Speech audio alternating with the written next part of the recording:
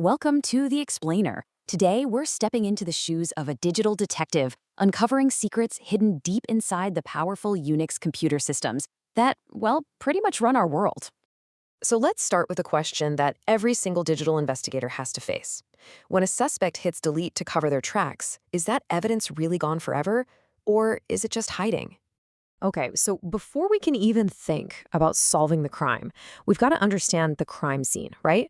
And in the world of high-stakes digital forensics, that scene is very, very often a Unix operating system. You see, Unix isn't just one single operating system. It's this whole powerful family of systems.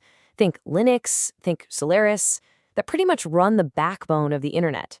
From the e-commerce sites you shop on to the financial databases that hold your money, these systems are an incredibly important source of digital evidence. And this is where it gets really interesting, because the nature of Unix itself is kind of a paradox for investigators. It's a total double-edged sword. On one hand, its openness is a huge gift. System files are often just plain text, and you can even look at the source code. But for a criminal, that same openness is basically an invitation to get in there, tamper with the system, and hide their tracks.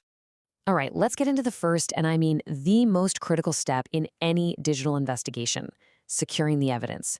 You only get one shot to do this right. Now, investigators don't just, drag and drop files. No way. They create something called a bit stream copy. And this isn't just a copy of the files you can see, it's a perfect bit-for-bit clone of the entire drive. We're talking every single piece of data, active, deleted, hidden, you name it, all captured in a perfect digital snapshot. And the process for making that snapshot? It's super methodical. They'll use these specialized read-only tools to boot the system. Then they hook up something called a hardware write blocker. That's a physical device that stops any changes, even accidental ones, from being made to the original evidence.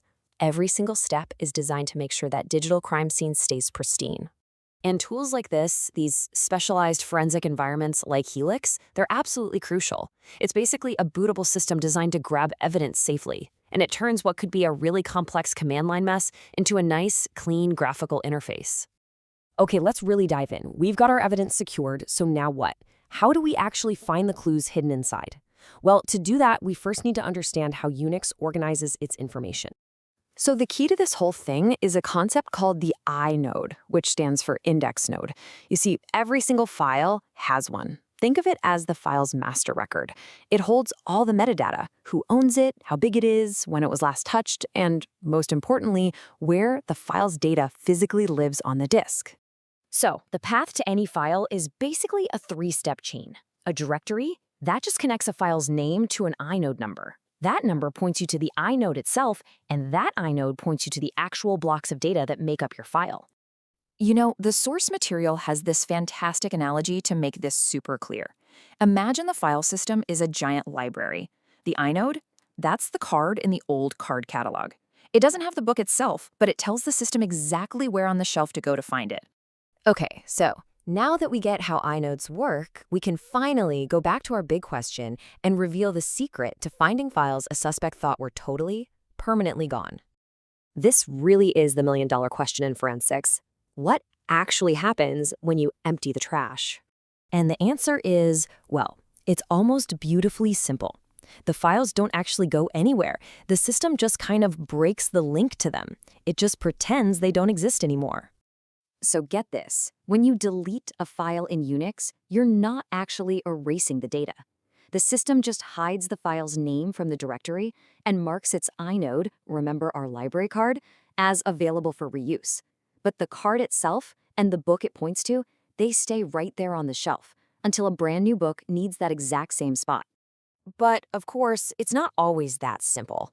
For performance, and sometimes for security, some of the more modern systems, like Solaris or anything using the EX3 file system, are actually designed to make an investigator's life a lot harder. When a file gets deleted, they deliberately wipe out the pointers in the inode. The data, it's still there, but the map that tells you how to find it, that's been destroyed. So for those really tough cases, investigators have this incredibly powerful technique up their sleeve called file carving. Instead of relying on the file system's card catalog, they just scan the raw data of the entire disk, and they look for these specific digital signatures, the headers and footers that mark the beginning and end of different file types, like a JPEG or a Word doc. It's kind of like finding a book in that library just by recognizing what its cover looks like. So let's wrap this up by taking a peek into the investigator's toolkit, this powerful arsenal they use to put all these ideas into practice. A lot of the most fundamental tools are actually built right into Linux.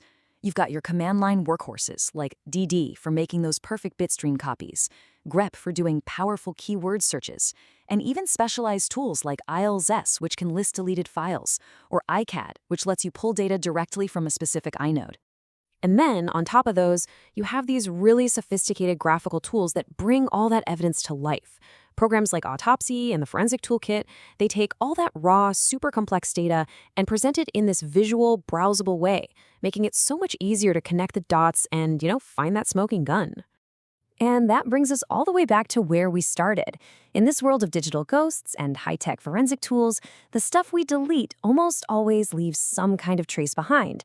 So the next time you hit that key, it's worth remembering your data might not be gone, it might just be waiting for a detective to come and find it.